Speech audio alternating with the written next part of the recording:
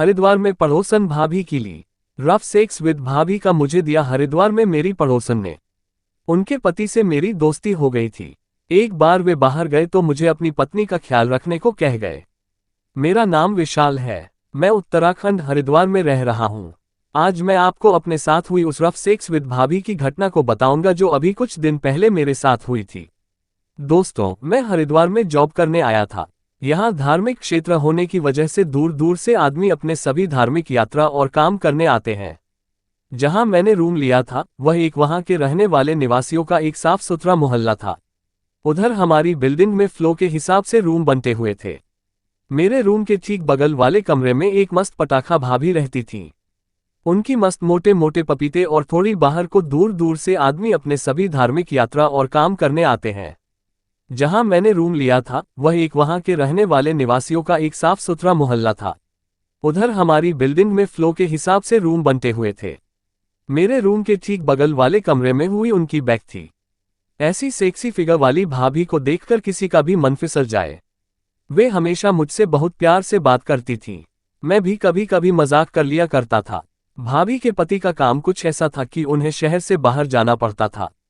वैसे तो वे सुबह निकलकर शाम को वापस आ जाते थे, पर कभी कभी वे 2 या 3 दिन के लिए भी बाहर चले जाते थे।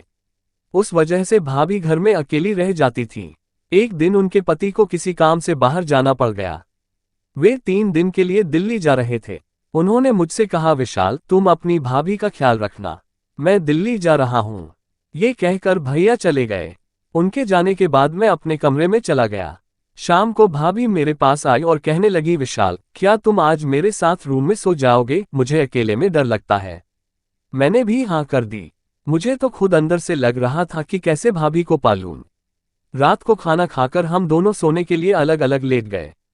फिर अचानक से भाभी को डर लगा और वे उठकर मेरे पास आकर लेट गईं। मेरी नजरें भाभी की मोटे मोटे पपीते पर ही टिकी थीं। उनके पपीते चीख चीख कर बाहर आने को बेताब हो रही थीं।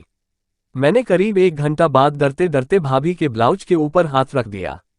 कुछ पल मैं मन को समझाता रहा कि भाई कहीं कुछ लफड़ा न हो जाए। फिर जब भाभी की तरफ से कुछ नहीं हुआ तो मैंने उनके ब्लाउज के बटनों की तरफ ध्यान दिया। उसमें चटकनी बटन लगे थे। मैंने एक चटकनी बटन को खींचकर खोलने की कोशिश की तो बटन चट की आवाज के साथ खुल गया। तब मैंने देखा कि भाभी के गोरे पपीते और गोरी देह की चमक दिखना शुरू हो गई। साथ ही भाभी को बेसुध सोती देखकर मैंने आगे बढ़ना शुरू किया। मैंने एक एक करके सारे बटन खोल दिए। उन्होंने अंदर ब्रा भी नहीं पहनी थी। और सारी बातें अगली वीडियो में।